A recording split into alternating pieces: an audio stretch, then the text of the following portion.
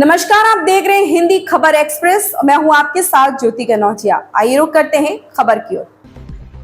कोलकाता के एक अस्पताल में एक महिला डॉक्टर की हत्या के मामले में पूरे देश में जहां सभी डॉक्टर्स हड़ताल कर पीड़िता के लिए न्याय की मांग कर रहे हैं, तो वहीं आज हापुड़ जनपद में भी सभी निजी अस्पतालों के डॉक्टर अपनी ओपीडी बंद कर हड़ताल पर रहे और अपने अपने हाथों में पीड़िता के लिए न्याय मांगने के लिए एक शांति मार्च फ्रीगंज रोड स्थित रेलवे पार्क से हाथ में तख्ती लेकर निकले। डॉक्टर का ये शांति मार्च नगर पालिका स्थित महात्मा गांधी की प्रतिमा पर इसका समापन किया गया। भारी संख्या में हापुड़ के सभी डॉक्टर इस रैली में मौजूद रहे। रैली में मौजूद डॉक्टर से जब हमने बात की तो उन्होंने बताया, कोलकाता में हुई घटना सभी को शर्मसार करने वाली है। ऐसी घटनाओं को की पुनरावृत्ति ना हो, इसके लिए सरकारों को सबसे सख्त कदम उठाने की आवश्यकता है और हम सभी लोग पीड़ित डॉक्टर के लिए न्याय की मांग कर रहे हैं। पुलिस या जो भी एजेंसी इसको देख रही है वह इसमें निष्पक्षता से जांच कर जो भी इसमें आरोपी हैं उनके खिलाफ सख्त कार्यवाही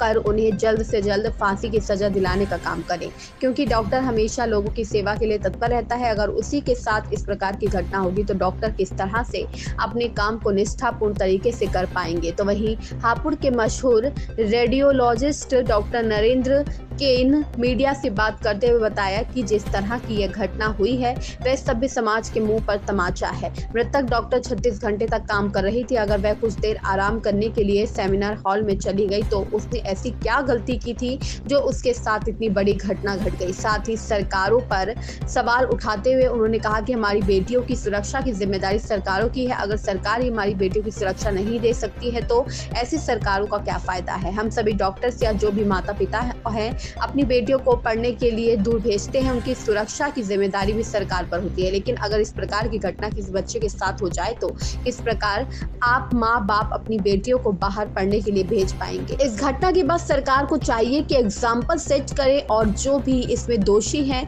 उनके खिलाफ सख्त कार्यवाही की जाए।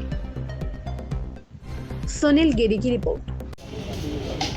हमारी मांग यही है कि जो लोग कलकत्ता इस जघन्यतम हत्याकांड में जो लोग दोषी हैं शामिल हैं उनको फांसी की सज़ा जैसा संभव जल्दी से जल्दी मिले और आगे से जितने भी डॉक्टर्स हैं, हमारी फीमेल डॉक्टर्स हैं और इवन डॉक्टर्स ही नहीं, जितने भी हमारी महिलाएं हैं उनकी सुरक्षा को सुनिश्चित किया जाए सभी सरकारों द्वारा।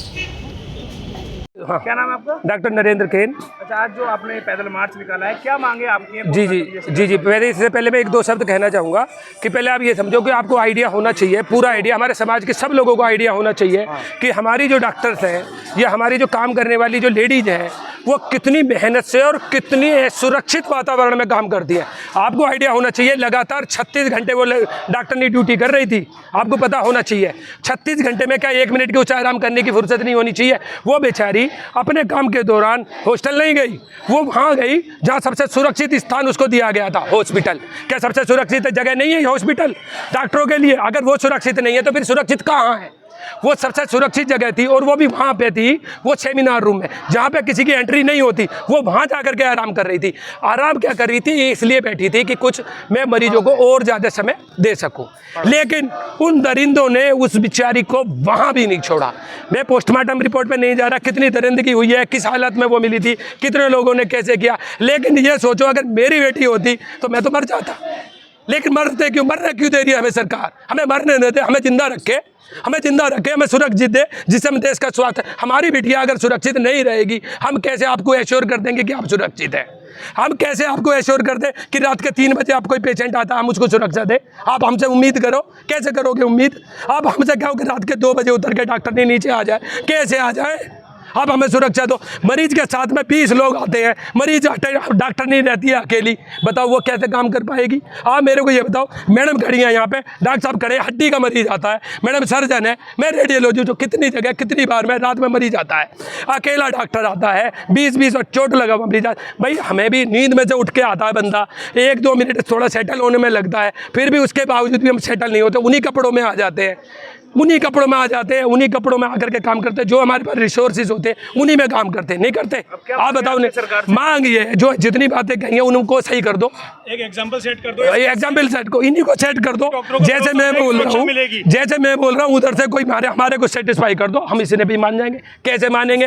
हमारी बिटिया डॉक्टर साहब की बिटिया, डॉक्टर साहब की बिटिया, डॉक्टर साहब का बेटा MBBS करने गया, उसके बाद MS करने गया, वो बिटिया घर से दूर गई है, तो कौन है उनका गार्जियन? किसके पास जिम्मेदारी है? कौन उसको संभालेगा? सरकार। तो सरकार जवाब देगी या हम मांगेंगे? ये तो सरकार का दायित्व। हमें भूख लग रही है तो रोटी हमारी माँ में देती है, तो ऐसी हमारी सरकार हमारी माँ है, हमारी सुरक्षा दे, क्यों नहीं दे रही हमें सुरक्षा? मरेंगे, हमें मारोगे? बताओ हम कैसे इन रिसोर्सेज में काम कर ले? जवाब दो आप। हम तो जवाब मांग रहे, हमारा कुछ नहीं है, हम तो अपनी बिटियाओं की सुरक्षा मांग रहे, देव सुरक्षा। हम तो अपनी सुरक्षा मांग रहे, अपने देश को सुरक्षित चाह रहे, अपने देश का स्वास्थ्य सुरक्षित चाह रहे, अपने देश के हर डॉक्टर को सुरक्षित चाह रहे, हर बिटिया को सुरक्षित चाहने, चाहे वो BSc कर रही है, BSc नर्सिंग कर रही है, MBBS कर रही है, BA कर रही है या कुछ भी कर रही है। क्या उसकी सुरक्षा का अधिकार है या नहीं है? ये बताओ। हम आपसे मांग रहे हैं, एक डॉक्टर आप हमारी बात को पहुँचाओ, हमारी बात को वहाँ तक पहुँचाओ, हमें दो, हमें न्याय दो। इस खबर में बस इतना ही। बने रहें हिंदी खबर एक्सप्रेस के साथ।